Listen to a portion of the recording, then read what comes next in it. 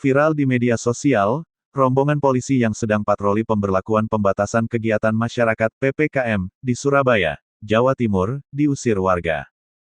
Warga juga melontarkan kata-kata kasar. Dalam video tersebut, terdengar seorang yang meminta rombongan polisi segera beranjak dari tempat mereka.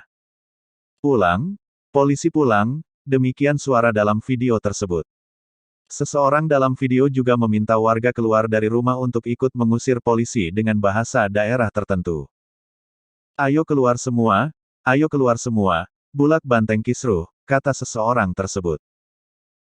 Kapolres Pelabuhan Tanjung Perak, AKBP Ganis Setianingrum, mengatakan, peristiwa pengusiran itu terjadi di wilayah padat penduduk Jalan Bulak Banteng Baru, Surabaya.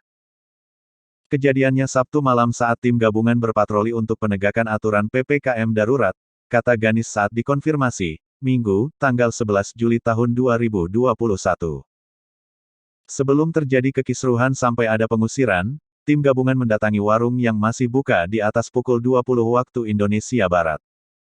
Pemilik warung justru menantang petugas, lalu orang-orang di sekitar warung keluar semua, terang Ganis.